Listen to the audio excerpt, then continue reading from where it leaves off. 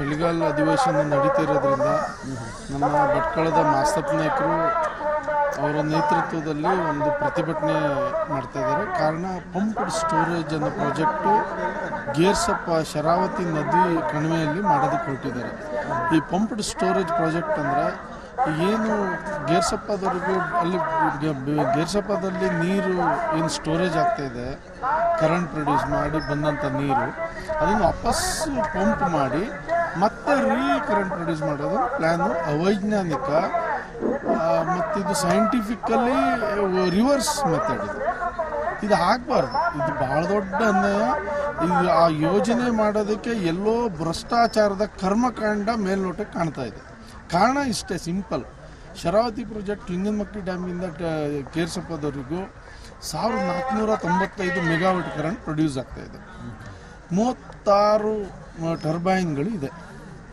ಅಂದರೆ ಅರ್ಥ ಏನು? ಹೆಚ್ಚು ಕಡಿಮೆ ಒಂದು ಟರ್ಬೈನಿಂದ ಹೆಚ್ಚು ಕಡಿಮೆ 30-40 ಮೆಗಾವಾಟ್ ಕರೆಂಟ್ ಪ್ರೊಡ್ಯೂಸ್ ಮಾಡ್ತಾಯಿದೆ.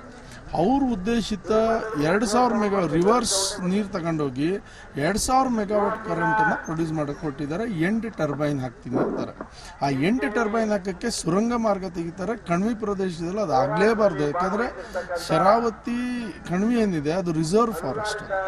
ಆ ರಿಸರ್ವ್ ಫಾರೆಸ್ಟಲ್ಲಿ ಅಭಯಾರಣ್ಯ ಅಂತ ಇವರೇ ಘೋಷಣೆ ಮಾಡ್ಕೊಂಡದ್ದು. ಸರ್ಕಾರನೇ ಮಾಡಿದ್ದು, ಅರಣ್ಯ ಇಲಾಖೆಯವರು ಮಾಡಿದ್ದು. ಅಲ್ಲಿ ಸುರಂಗ ಮಾಡೋದ್ರಿಂದ ಎಲ್ಲ ಅಲ್ಲಿಯ ಫಾರೆಸ್ಟ್ ನಾಶ ಆಗೋಗ್ತದೆ. ಅಲ್ಲಿಯ ಜನಜೀವನ ಅಸ್ತವ್ಯಸ್ತ ಆಗ್ತದೆ. ಮತ್ತು ಕೆಳಗಡೆ ಉಪ್ಪು ನೀರು ಬರೋದಕ್ಕೆ ಸ್ಟಾರ್ಟ್ ಆಗ್ತದೆ. ಕೆಳಗಡೆ ಜನಜೀವನ ಒಂದು 8 ಪಂಚಾಯತ್ 30-40 ಎಲ್ಲ ಸೇರಿ ಒಂದು 60-70 ಸಾವಿರ ಜನಸಂಖ್ಯೆ ಇರುವಂಥ ಸ್ಥಳಕ್ಕೆ ಉಪ್ಪು ನೀರು ಬರ್ತದೆ. ಇದು ಒಂದು ಕಾರಣ. ಆದರೆ ನಮ್ಗೆ ಒಂದೇ ಯಾಕೆ ಭ್ರಷ್ಟಾಚಾರದ ಕರ್ಮಕಾಂಡ ಎದ್ದು ಕಾಣ್ತಿದೆ ಅಂತ ಹೇಳ್ತಾ ಇದ್ದೀನಿ ಅಂದರೆ 1495 ಮೆಗಾವಾಟ್ ಕರೆಂಟ್ ಪ್ರೊಡ್ಯೂಸ್ ಮಾಡೋದಕ್ಕೆ 36 ಟರ್ಬೈನ್ಗಳನ್ನು ಯೂಸ್ ಮಾಡ್ತಾ ಇದ್ದಾರೆ. ಎವರೇಜ್ 30-40 ಮೆಗಾವಾಟ್ ಕರೆಂಟ್ ಒಂದು ಟರ್ಬೈನಿಂದ ಆಗ್ತದೆ. ಇವರು ಉದ್ದೇಶಿಸಿದ್ದು 8 ಟರ್ಬೈನಲ್ಲಿ 240 2000 ಮೆಗಾವಾಟ್ ಕರೆಂಟ್ ಪ್ರೊಡ್ಯೂಸ್ ಮಾಡ್ತೀನಿ ಅಂತಾರೆ. ಇದು ಯಾವ ನ್ಯಾಯ ಅಂತ? ಈಗ ಇದ್ದದ್ದೇ ಪ್ರಾಜೆಕ್ಟ್ 50 ವರ್ಷದ ಹಳೆ ಪ್ರಾಜೆಕ್ಟ್. ಅದು ಏನಿಲ್ಲ, ಸಿಂಪಲ್ ಸರ್.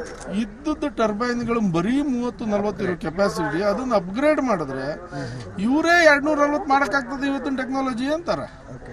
ನೀವು ಅದನ್ನ ಅಟ್ಲೀಸ್ಟ್ ಡಬಲ್ ಇದ್ರೊಳಗೆ ಅಪ್ಗ್ರೇಡ್ ಮಾಡಿದ್ರು 3000 ಮೆಗಾವಾಟ್ ಕರೆಂಟ್ ಪ್ರೊಡ್ಯೂಸ್ ಮಾಡ್ಬೋದು.